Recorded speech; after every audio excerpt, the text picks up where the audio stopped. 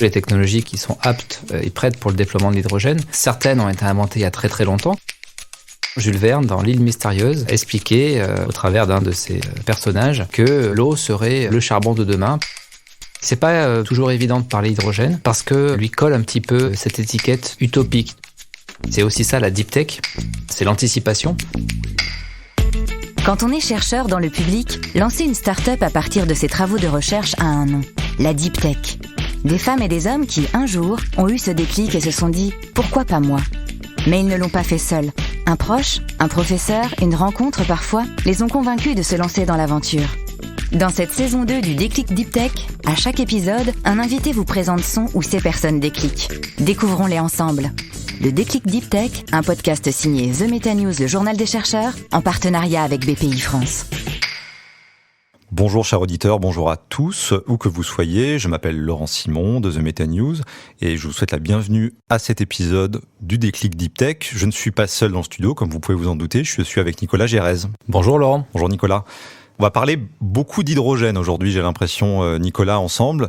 On va commencer déjà par le quoi. Le quoi, c'est Bulan dont vous êtes président. J'aimerais bien que vous nous présentiez un petit peu ce que vous faites. J'ai un peu dévoilé, j'ai conscience, une partie de la surprise. Vous travaillez dans l'hydrogène. Tout à fait. Je dirige effectivement la société Bulan qui est basée à Montpellier et nous avons consacré les développements de cette entreprise à la combustion hydrogène parce que nous pensons que l'hydrogène peut jouer un rôle majeur dans la décarbonation des combustions qui sont majoritairement fossiles. Et c'est un enjeu énorme aujourd'hui, on ne parle presque que de ça, de l'hydrogène, ce qui n'était pas le cas encore les années précédentes. Vous avez pris quelque part le train un tout petit peu avant tout le monde en 2009, création de Bulan.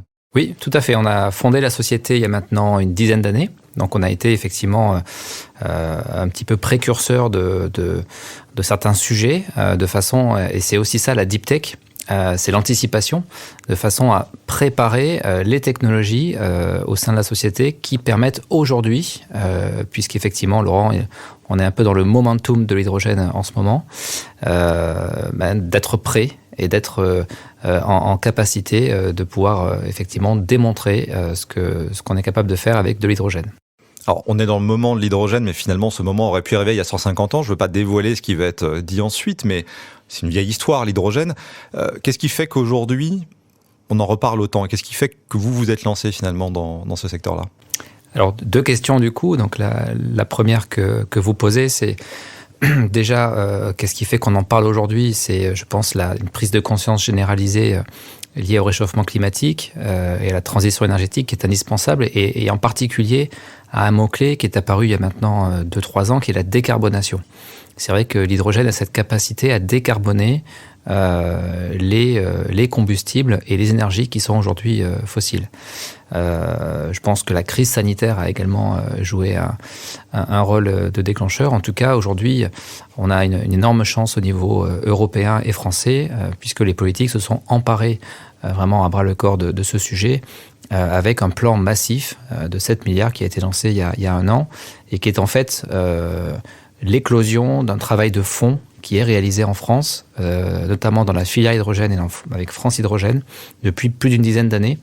Lorsque nous avons créé la société Bulan, effectivement, nous avons eu un déclic, je pense qu'on va en parler après, on s'est dit qu'il fallait vraiment, vraiment anticiper, parce que les technologies qui sont aujourd'hui indispensables pour permettre à l'hydrogène de se déployer sur certaines applications ne se développent pas en quelques mois. Ce sont des technologies qui nécessitent beaucoup de temps, de R&D et de collaboration scientifique avec des laboratoires. Que faites-vous avec Bulan précisément avec l'hydrogène? On voit une belle flamme bleue sur votre site, on parle de brasage. Est-ce que vous pouvez nous le décrire avec vos mots? Avec plaisir. Alors chez Bulan, on a une conviction que l'hydrogène peut aussi être utilisé sous forme de combustion. Alors, je pense qu'on va en parler un petit peu après. Effectivement, c'est absolument pas récent, c'est absolument pas nouveau.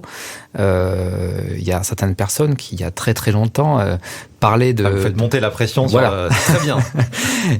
Parlaient de l'hydrogène comme combustible. Donc, chez Bulan, on a développé une technologie, pour être très concret, qui permet, donc, par électrolyse de l'eau, donc de décomposer ce qu'il y a dans l'eau, donc H2, hydrogène et eau oxygène, et de réassembler ces gaz, enfin de préparer ces deux gaz et de les réassembler pour qu'on puisse obtenir une flamme.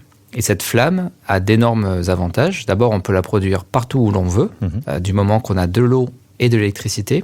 et la technologie. Ensuite, cette flamme dégage beaucoup moins de polluants que les flammes fossiles. Elle peut ne pas dégager de CO2 si on utilise de l'électricité verte, décarbonée. Ce qui est tout l'enjeu du moment. Et puis cette flamme a d'autres avantages. Sa performance thermique, plus de 2800 degrés. Elle n'émet pas de rayonnement UV. On réduit le niveau sonore, on réduit les émissions de monoxyde de carbone, ce genre de choses. Il y a un côté un peu magique dans l'hydrogène qu'on voit depuis, on va arriver au déclic, je vous rassure, mais depuis plusieurs centaines d'années, peut-être même. C'est dû à quoi ? C'est ce côté un peu, ça fait un peu rêver aujourd'hui. Ça déjà fait rêver en réalité. Tout à fait, il se fait attendre. Ouais, ce vecteur énergétique se fait attendre. Alors, j'ai pas l'entièreté de la réponse, évidemment. Peut-être les technologies, parce que c'est vrai qu'aujourd'hui, les technologies qui sont aptes et prêtes pour le déploiement de l'hydrogène, certaines ont été inventées il y a très très longtemps, comme celle qu'on utilise chez Bulan, l'électrolyse, qui a été inventée en 1800. Mais entre, on va dire, les principes fondamentaux et puis la mise en application réelle et concrète dans des dispositifs technologiques, on a besoin d'innovation, on a besoin de matériaux, on a besoin de thermodynamique, on a besoin d'ingénierie et de sciences au sens large. Donc peut-être que c'est ça, un bout de la réponse. Et puis ensuite, il y a la production d'électricité également, puisque dès lors qu'on veut de l'hydrogène décarboné, la principale voie pour le produire, ça va être l'électrolyse, et il fallait que les électrons soient abondants et décarbonés. Donc là aussi, je fais pas de teasing sur la suite, mais effectivement, il fallait que ce moment arrive. Et aujourd'hui, on voit bien qu'avec la massification des énergies renouvelables, ça a encore été dit plusieurs fois très récemment, l'électricité va devenir de plus en plus verte et de plus en plus abondante. Donc, cette énergie primaire disponible permet, modulo les technologies que l'humanité tout entière a su développer depuis plusieurs années, aujourd'hui permettre, je pense, ce déploiement. Plus la prise de conscience et les financements, il ne faut pas l'oublier. Je fais un tout petit teasing quand même, je lâche à nos auditeurs une citation. L'eau est le charbon de l'avenir. Voilà, ça a été écrit pas récemment, et par qui, vous allez le savoir dans pas longtemps. On va parler du déclic. Vous avez un déclic original par rapport à nos autres invités, non pas que les autres invités ne sont pas originaux, mais vous avez, quand on a eu la conversation, mis en avant très rapidement quelque chose de très précis, quelqu'un de très précis, et même un passage d'une œuvre en particulier dont j'aimerais bien que vous nous disiez un mot. Oui, avec plaisir, effectivement. Donc, quand on a démarré le projet Bulan, au départ, dans les incubateurs technologiques, on a découvert, alors on l'avait déjà lu étant plus petit, plus jeune, mais on a redécouvert Jules Verne. Mm-hmm. Et clairement, Jules Verne, dans L'île mystérieuse, expliquait, au travers d'un de ses personnages, que l'eau serait le charbon de demain, parce que l'eau est constituée d'un combustible, l'hydrogène, et d'un oxydant, qui est l'oxygène. Et voilà que tout à coup, on se dit que finalement, la Terre, qui est constituée de un peu plus de 70% d'eau, on voit toute l'eau qu'il y a sur la belle planète bleue, on se dit, et si il avait eu raison, et si l'hydrogène et l'oxygène, en fait, étaient là depuis toujours, et qu'il suffisait, entre guillemets, gros guillemets, de l'extraire pour la transformer, cette eau, en un vecteur énergétique qui peut servir à plusieurs applications. Et en ce qui nous concerne chez Bulan, effectivement, à la faire brûler. Et c'est là où on a cette résonance avec Jules Verne, qu'effectivement, chez Bulan, on utilise de l'eau et de l'électricité pour faire du feu, pour faire une flamme. Une flamme bleue. Une flamme bleue, alors qui est très transparente et même trop transparente pour la petite histoire. Ça fait partie de l'ingénierie. On la voit à peine, c'est ça. Voilà, on la voit à peine. Ça fait partie des éléments qu'il a fallu qu'on sache corriger pour la rendre utilisable. Et donc, c'est vrai que Jules Verne, il y a très longtemps, 135 ans, quelque chose comme ça. 1875, si ma mémoire est bonne. Parution de l'île mystérieuse. Je ne dois pas être très loin. Effectivement, avait eu cette vision assez claire que, un jour, l'électricité serait abondante, qu'il y a de l'eau. Et quelque part, c'est à la fois une vision, mais je trouve que c'est aussi beaucoup de pragmatisme. On va voir d'où ça vient. Vous en doutez, on n'a pas pu avoir Jules Verne directement au téléphone. Mais vous allez entendre quelqu'un qui le connaît très bien.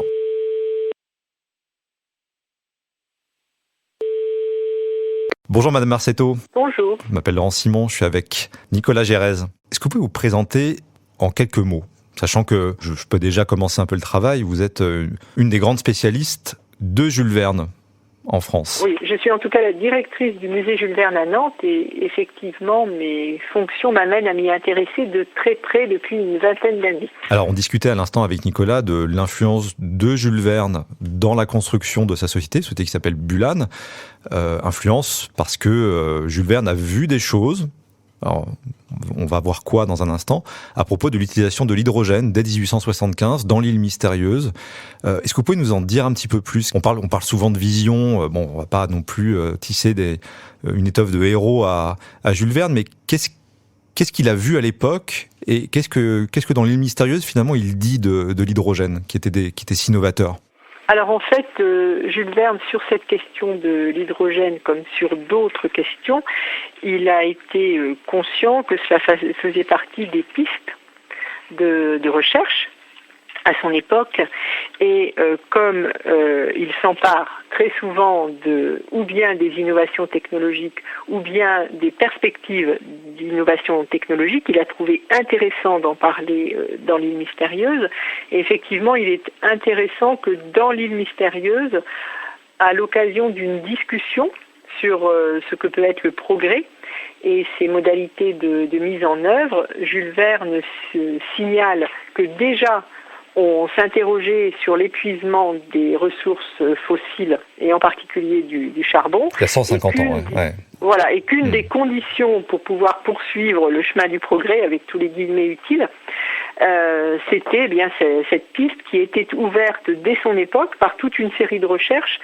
Et pour autant que j'ai bien compris, puisque je ne suis moi-même pas scientifique, en particulier cette électrolyse qui permet en fait d'isoler l'hydrogène et d'en faire en fait une source d'énergie. D'autant que l'hydrogène n'est pas présent que dans l'île mystérieuse, comme vous me le signaliez, il est présent aussi dans d'autres œuvres de Jules Verne. Oui, tout à fait. Il y a plusieurs œuvres où Jules Verne fait référence à l'hydrogène et à ses capacités. Il y a en particulier un roman peut-être moins connu que les autres, mais qui s'appelle Paris au XXe siècle, que Jules Verne écrit vers 1863, qui ne sera pas publié de son vivant parce que son éditeur refuse de le publier, mais qui est un véritable roman d'anticipation et dans lequel il prévoit effectivement qu'à Paris rouleront des voitures à l'hydrogène. Alors il s'est peut-être juste trompé d'un siècle en fait. Alors il s'est pas trompé, il a bien anticipé, parce que lui il décrit Paris au XXe siècle. Alors vous voulez dire que c'est trop tôt 1960 et qu'on va plutôt vers 2060 vers le peut-être. Milieu du XXIe siècle, oui, c'est ça. Effectivement. Oui. Il est allé peut-être un peu vite en besogne, mais en tout cas il avait quand même apparemment aperçu la bonne direction. Alors Nicolas, si vous avez une question pour Jules Verne, n'hésitez pas à la poser directement à Agnès Marcetto. Moi, j'en ai une. Qu'est-ce qui faisait que Jules Verne était si en connexion, on va dire, avec les innovations de son temps, en particulier dans l'île mystérieuse, parce que c'est quand même par hasard si l'hydrogène y est présent. Alors en fait, Jules Verne, il est effectivement en connexion avec les innovations de son temps. Parce que quelque part, Jules Verne, et on l'a peut-être oublié, il est le reflet de son époque. Or, la deuxième moitié du XIXe siècle est une époque où on croit beaucoup au progrès, en particulier des technologies, et où on fait un gros travail de vulgarisation scientifique. Or ça, c'était véritablement la mission de Jules Verne, telle qu'elle avait été définie par son éditeur Hetzel. Donc le travail de Jules Verne, c'était d'imaginer des fictions romanesques, mais qui soient en quelque sorte la trame et le support pour faire passer un certain nombre d'informations et de connaissances. Donc tout le travail de Jules Verne, c'est de savoir utiliser tout ce qui existait à l'époque, en particulier dans des ouvrages assez nombreux, et de faire en quelque sorte un intelligent copier-coller, et de pouvoir mettre à la portée de tous, et en particulier des adolescents, toutes ces perspectives scientifiques et technologiques sur lesquelles on travaillait à son époque. Force est de constater que ça n'existe plus trop, ce genre de littérature, de passage comme ça. Je suis tout à fait d'accord. Le modèle de Jules Verne, il est finalement, il n'existe plus. Et d'ailleurs, c'est très intéressant parce qu'il a correspondu peut-être à un moment qui n'est plus le nôtre.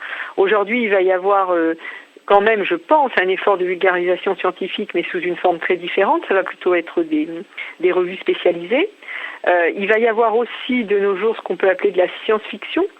Mais cette formule très particulière à Jules Verne, effectivement, elle n'existe plus. Et on peut peut-être s'interroger à la fois sur ce que ça veut dire de notre époque, de notre rapport à la science et aux technologies, et puis peut-être aussi de ce que ça veut dire de l'état même des connaissances et du progrès aujourd'hui.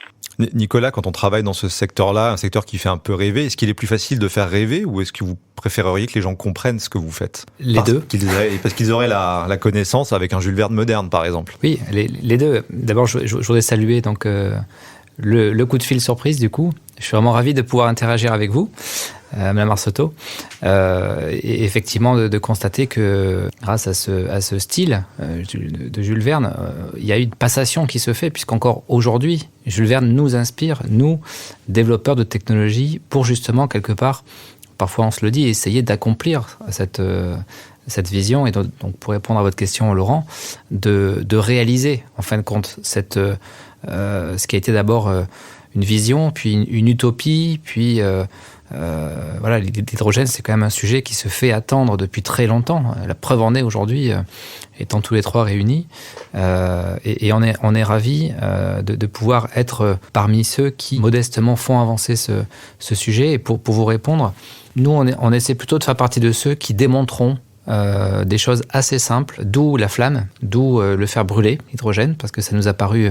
être une première étape importante que de rappeler au grand public, mais aux industriels, aux entreprises, etc., je dirais même à la population, que l'hydrogène peut servir aussi à chauffer. Et ça, il le dit. Il le dit aussi dans l'île mystérieuse, qu'un jour on chauffera de l'eau avec de l'eau, puisque c'est de l'hydrogène. Donc c'est assez voilà. Donc c'est pas toujours évident de parler hydrogène, parce que lui colle un petit peu cette étiquette de utopique, de vecteur énergétique qui, oui, on le sait, sera une solution un jour, mais quand ? Et aujourd'hui, on y est. Donc on est vraiment ravis de cela. Et ce qui compte, et je pense que toute la filière hydrogène française est engagée dans cet état d'esprit-là, c'est de démontrer pragmatiquement un petit peu ce qu'on appelle la représentation intuitive de l'hydrogène, c'est il faut montrer aux gens ce que c'est concrètement. C'est très important, sinon on alimente cette image un petit peu de... Ce fantasme, en fait. Voilà, tout à fait. Madame Merceto, merci d'avoir participé au déclic Deep Tech. Bien volontiers. Je vous souhaite une bonne continuation, ainsi qu'à Jules Verne et à la bibliothèque et au musée Jules Verne que vous dirigez. À vous deux également, et puis à tous les projets là qui sont, je vois, en bonne voie. Merci à vous, à très bientôt. Bonne fin de journée, au revoir. Merci, moi aussi. Nicolas, peut-être une question que je ne vous ai pas posée. Comment vous avez été la première fois en contact avec ce passage de l'île mystérieuse ?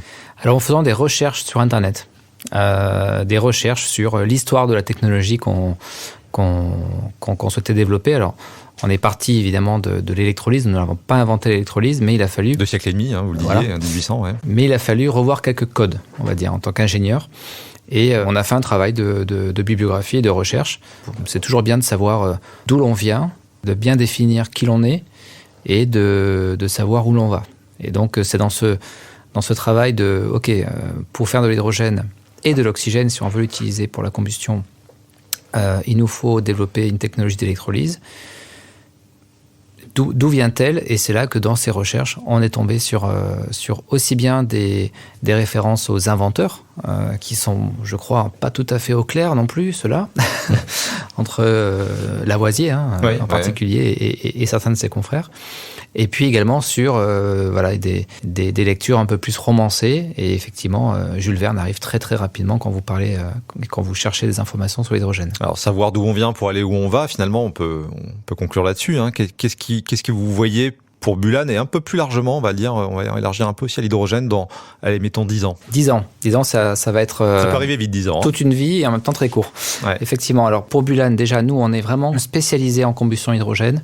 Il y a énormément d'applications, aujourd'hui, aussi bien industrielles et tertiaires, dans lesquelles la flamme est utilisée et ne peut pas être remplacée directement par quelque chose d'électrique. Donc c'est vraiment là-dessus que la société Bulan se spécialise, c'est de proposer une flamme décarbonée grâce à l'hydrogène partout où on ne peut pas procéder à ce qu'on appelle une électrification directe.